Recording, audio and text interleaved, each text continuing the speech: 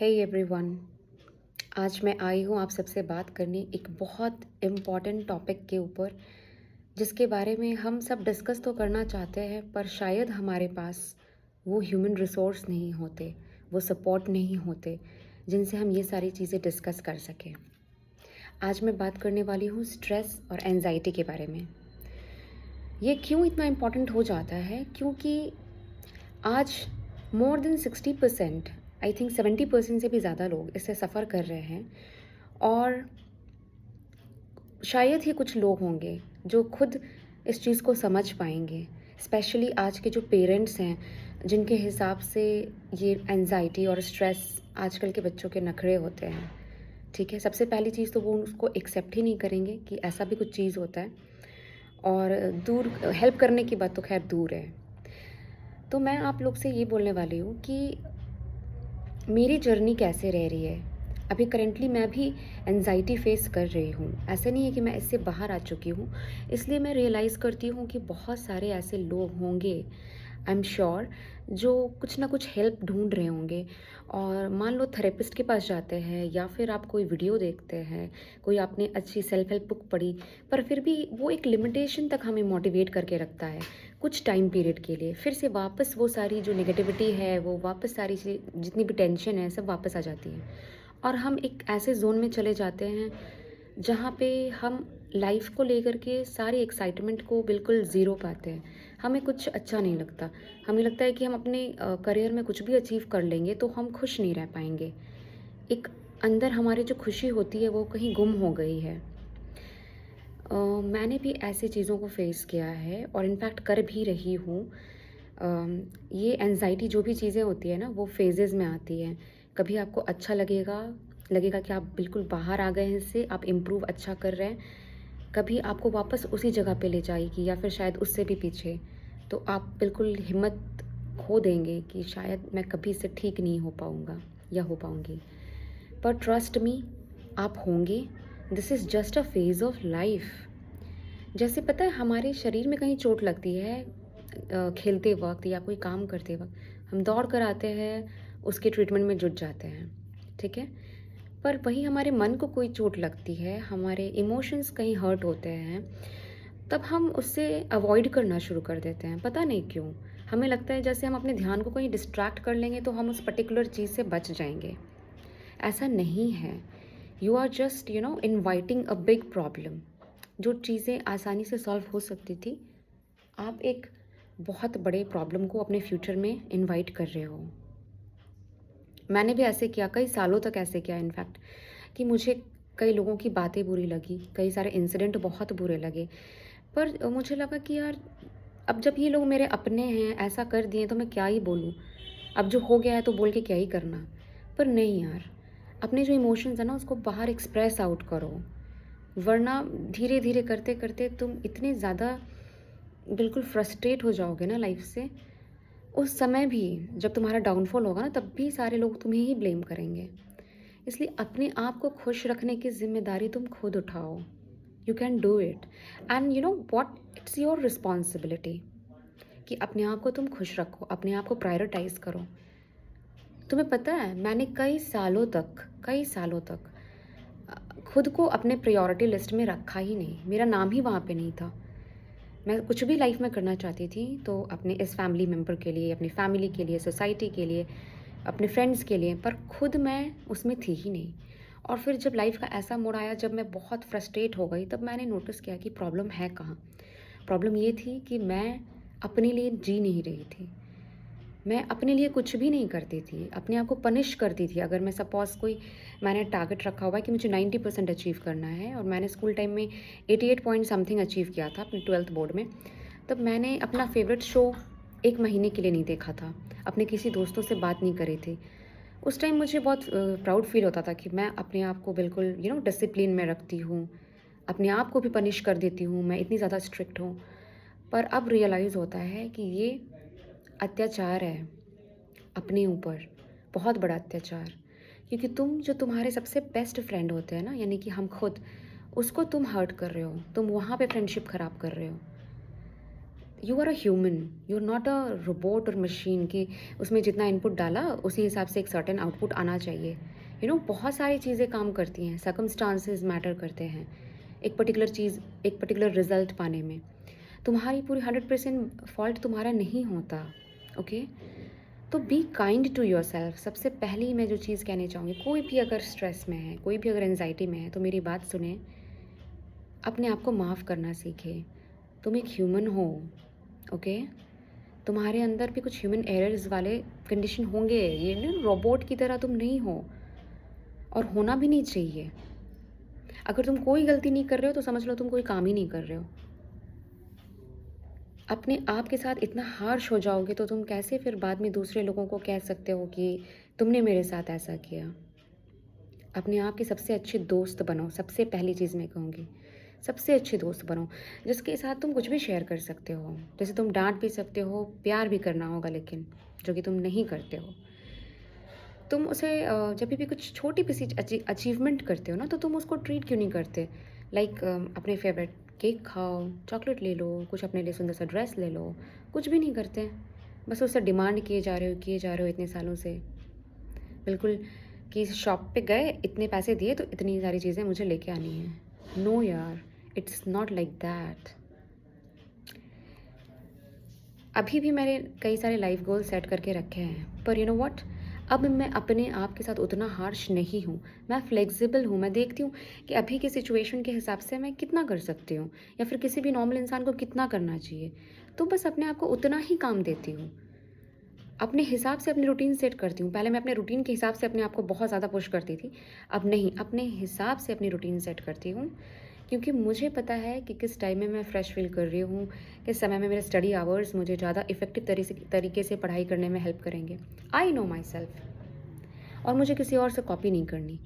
अगर तुम्हारे पेरेंट्स कहते हैं तुमको कि देखो फलाने का बच्चा इस पर्टिकुलर चीज़ में जॉब पा लिया है, उसने ये डिग्री हासिल करी है, तुम क्या कर रहे हो, तो यू नो वॉट, एक सर्टन लेवल के बाद ना, या तो तुम उनको इग्नोर करो उनकी बातें, या फिर एक दिन उनको बताओ, इस तरीके से रियलाइज़ करो कि मेरे इस फ्रेंड के पापा का इनकम ना इतना है, या फिर उसके पेरेंट्स ना उसे यहाँ पे एनुअली घुमाने के लिए ले जाते हैं कहीं ना कहीं डेस्टिनेशन पे।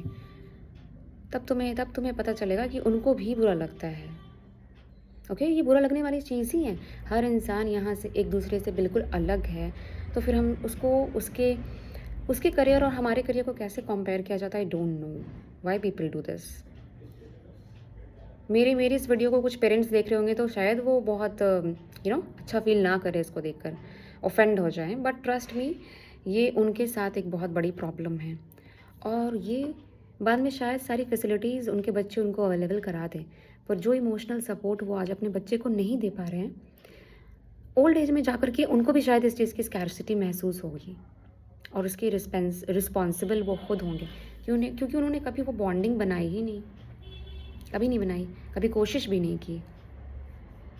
मैंने अपनी लाइफ में ये देखा है कि मैंने अपने दोस्तों की, अपने फैमिली मेम्बर्स की उस समय में मदद करी है जब वो अपने लाइफ के बिल्कुल लोएस्ट पॉइंट पे थे, जहाँ पे सब ने उनको छोड़ दिया था, उन पे उंगली उठाई जा रही थी, चाहे वो किसी डिज़ीज़ की वजह से हो, चाहे वो किसी रिलेशनशिप की वजह से हो, चाहे फाइनेंशियल इश्यूज़ हो।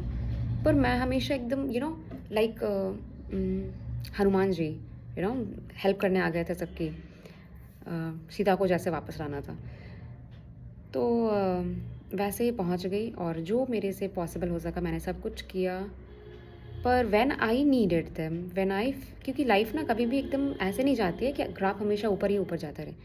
लाइफ, सबकी लाइफ में अप्स एंड डाउन्स आते हैं, लेकिन जब मेरे लाइफ में डाउन्स आए, जब मेरे लाइफ में लो फेजेस आए, मुझे कोई भी नहीं दिखा अपने साथ, नो वन। इनफैक्ट वो सामने मुझे देखे, मेरे सामने, कि और क्वेश्चन करते हुए, सोसाइटी के क्वेश्चंस उनके मुंह से मैं सुन रही थी कि क्या बात है मैं ये सुन रही हूँ, क्या बात है मैं वो सुन रहा हूँ।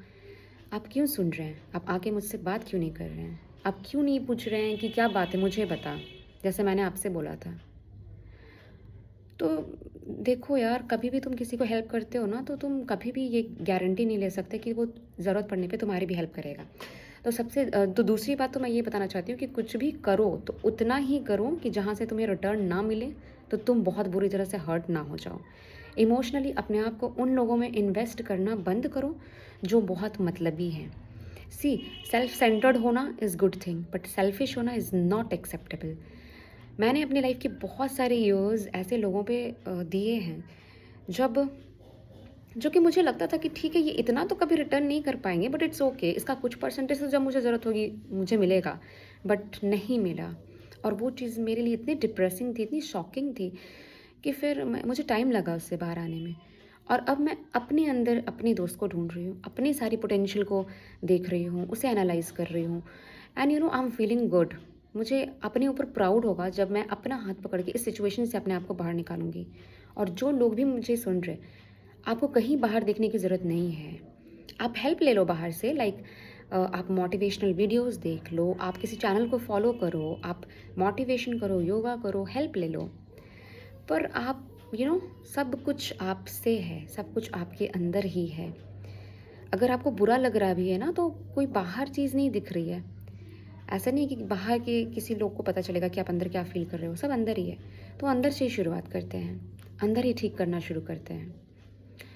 अब जैसे मान लो कोई जगह है, वहाँ पे आपको खूबसूरत सी बिल्डिंग तैयार करनी है, और वहाँ पे एक झोपड़पट्टी पहले से लगा हुआ है जिसका कोई यूज़ नहीं है, सब वहाँ पे आके कचरा फेंक रहे हैं।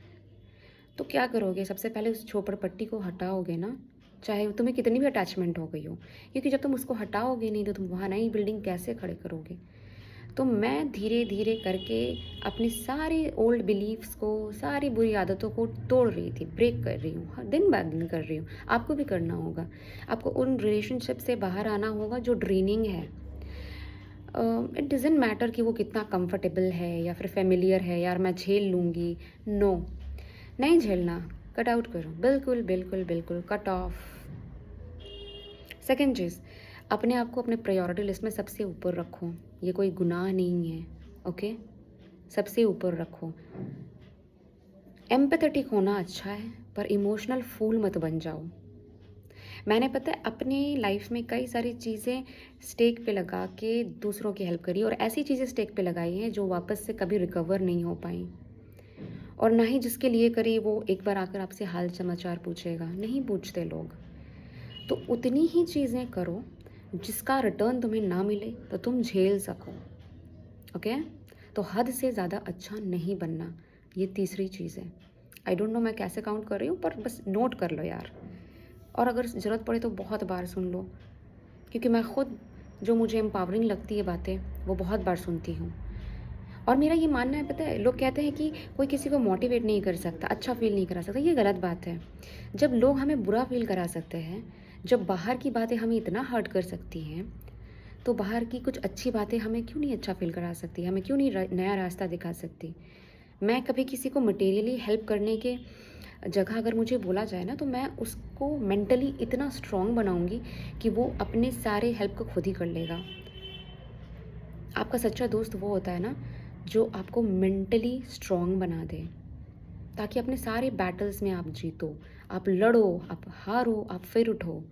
हारना इज़ नॉट अ एंड नहीं है, वो पार्ट है। अब मुझे पता चल रहा है। और जितनी चीज़ें मुझे मेरे फेलियर्स ने सिखाया, लोगों के बुरे बर्ताव ने सिखाया, समय ने सिखाया, उतने मेरे सक्सेसेस ने कभी नहीं सिखाया। और पता, जब भी मैं कुछ चीज़ें करती हूँ, सक्सेसफुल होती हूँ, तो उसका खुशी मुझे लगता है कि मुश्किल से 3 या 4 मिनट आई ज़बरदस्ती मैं एक्सटेंड करके फ़ील करती हूँ। दूसरे सेकंड में भूल जाती हूँ कि मैंने क्या अचीव किया। मैं वो नेगेटिव जो ख्याल है वो वापस से मेरे दिमाग में आनी शुरू हो जाती है। तो यहाँ क्या करना होगा? यहाँ फोर्सफुली आपको आर्टिफिशियली एक एक चीज़ जो आपने बचपन से अचीव करी है, चाहे वो बहुत छोटी चीज़ क्यों ना हो, चाहे वो क्लास का कोई प्रोजेक्ट ही क्यों ना हो जो सबसे सुंदर आप बना के ले गए थे, अपने दिमाग में आप लाइए। आप सोचिए कि जब वो बच्ची वही थी और उसने अपनी उम्र के हिसाब से वो अचीवमेंट हासिल की थी, वो भले ही आज छोटी लग रही हो, पर उस टाइम वो बहुत बड़ी चीज़ थी। वो पता है, मैंने एक प्रोजेक्ट बनाया था जो जिसको लेके मैं बहुत ज़्यादा ये थी कि पता नहीं ये लोगों को अच्छा लगेगा, मैम को पसंद आएगा कि नहीं पसंद आएगा। और जैसे ही मैंने उस पर कवर करके ले गई थी, उसको मैंने खोला और लोगों को दिखाया, तो सब क्लास एक साथ पूरी क्लास ने ताली बजाए और मैम बहुत खुश हुई। और उसको स्कूल में रखने के लिए मैम ने मेरे से वो प्रोजेक्ट ले लिया कि इसको हम वहाँ पे रखेंगे जहाँ पे सब लोग इसको देख सकें। तो मुझे बहुत अच्छा फील हुआ। तो वो सारी चीज़ भले ही छोटी लगती थी मुझे, बट आज मैं जब अकेली रहती हूँ ना, तो मैं वही सारी चीज़ों को याद करती हूँ। मैंने जितने एग्ज़ाम्स क्रैक किए, मैं उन चीज़ों को याद करती हूँ। मैं बिल्कुल जब हार गई थी, ऐसे बेड पे लेटे रहती थी, फिर से मैं जब उठी हूँ कुछ पॉज़िटिव सोच के, तो मैं उन चीज़ों को याद करती हूँ।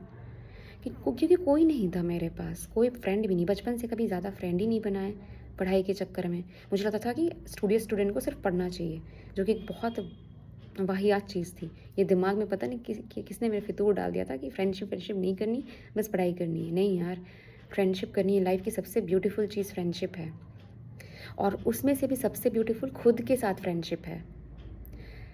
तो अपने आप को कभी अकेला मत समझो। मैं यही सोचती हूँ कि जब मैं दूसरों की हेल्प कर सकती हूँ, उनकी सारी चीज़ें समझ के, उनके शूज़ में अपने पैर को रख के कि हाँ, तो फिर मैं अपने साथ अपने हेल्प के लिए क्यों नहीं खड़ी रह सकती? और मुझे क्यों चाहिए कोई दूसरा? मैंने देखा है, मैंने फ़ील किया है कि मेरे स्ट्रगल्स कौन से हैं, मैं क्यों किसी और को समझाऊँ? और मुझे नहीं लगता कि कोई और समझ भी सकेगा। जब तक ज़रूरत भी नहीं है, ज़रूरत भी नहीं है। एक टाइम तक आपको फ़ील होता है, उसके बाद आप खुद ही खड़े हो जाते हो, ठीक है? आज मैं पता नहीं क्यों मुझे मूड हुआ ये बोलने का, और मुझे लगा यार बिल्कुल अब मैं बोल ही देती हूँ। मैं अपनी वीडियोज़ बनाने में भी रेगुलर नहीं थी, क्योंकि वही मेरे जो नेगेटिव थॉट्स हैं वो मुझे रोक रहे थे। पर अब मैं कोशिश करूँगी कि मैं डेली बेसिस पे वीडियोज़ लेकर आऊँ, और मैं उन चीज़ों को डिस्कस करूँ जो आप किसी और से डिस्कस नहीं कर सकते। आप पूरे परेशानी में रहते हैं, एंड आई नो कि 90% ऑफ आपका एनर्जी जो है वो इनर बैटल्स को लड़ने में चला जाता है, और वो बचे हुए 10% एनर्जी के साथ आप अपने करियर गोल्स को, आप अपने लाइफ गोल्स को चेज़ करते हो, और फिर वहाँ पे सक्सेस नहीं मिलता, तो फिर और सारी इनर बैटल शुरू हो जाती है हमारे दिमाग में, लोगों की बातें सुनकर, ताने सुनकर। अ, मुझे खुद कई बार ये सुनने को मिला कि ये डिप्रेशन आज का सारा नखड़ा है, आज के ज़माने की। हमारे टाइम में तो ये सब नहीं होता था। हो सकता है कि होता हो और आपको पता ही ना हो ये टर्म, और हो सकता है कि नहीं भी होता हो। पर ये भी गलत है ये सोचना कि किसी को भी नहीं होता, और ये बहुत मामूली चीज़ है। नहीं है मामूली चीज़, क्योंकि जब दुश्मन आपका छुपा हुआ होता है ना, तब वो ज़्यादा घातक होता है। वो आपसे भी कई बार छुप जाता है। पर शांति से बैठिए अपने साथ और पूछिए कि प्रॉब्लम क्या है? कहाँ पर है प्रॉब्लम? मैं डील करूँगी, मुझे बताओ। आप जर्नलिंग करिए। पता है, मैं जब बहुत ज़्यादा कैओटिक फ़ील करती हूँ, तो मैं जर्नलिंग करती हूँ, मैं सारी चीज़ें लिखती हूँ वन बाय वन कि मैं क्या फ़ेस कर रही हूँ, मुझे क्यों ऐसा फ़ील आ रहा है।